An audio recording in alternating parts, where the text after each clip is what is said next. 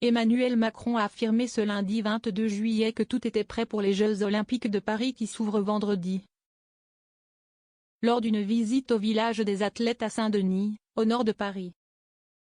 Nous sommes prêts et nous serons prêts tout le long des Jeux, a lancé le président de la République en inaugurant le commissariat de police et la caserne des pompiers du village olympique, comme vous pouvez le voir dans la vidéo en tête d'article. Si on pourra être collectivement fiers du pays, c'est parce que vous faites ce sacrifice, a-t-il dit aux policiers et pompiers mobilisés pour la sécurité du plus grand événement sportif de la planète. Le fruit d'un immense travail.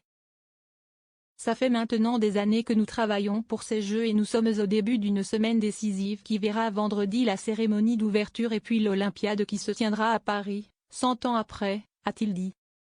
C'est le fruit d'un immense travail qui a profondément changé le territoire, en particulier le département de Seine-Saint-Denis, en banlieue nord de la capitale, a-t-il ajouté. Il a insisté sur l'héritage des Jeux pour ces territoires défavorisés, grâce à de nombreuses infrastructures qui resteront après les épreuves.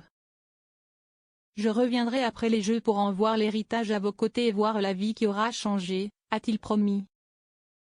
Avant de déjeuner avec les sportifs français, le chef de l'État a aussi salué les bénévoles au cœur du chaudron dans ce village olympique. La France est très fière d'accueillir ces Jeux. Merci du fond du cœur de nous permettre d'accueillir le monde, a-t-il lancé.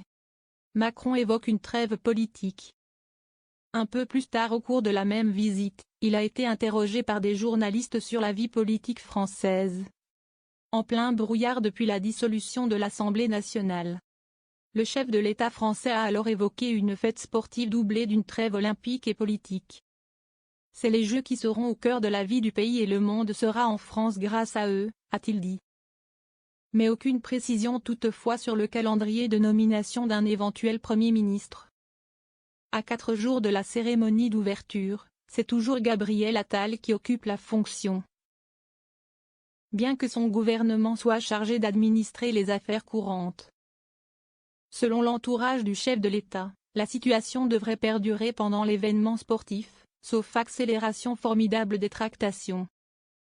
Un proche du chef de l'État a toutefois estimé que le travail des forces républicaines en vue d'une coalition devait se poursuivre pendant les Jeux. Avec un président dans un rôle d'arbitre, d'unité de la nation et d'accompagnement de ce grand rendez-vous sportif.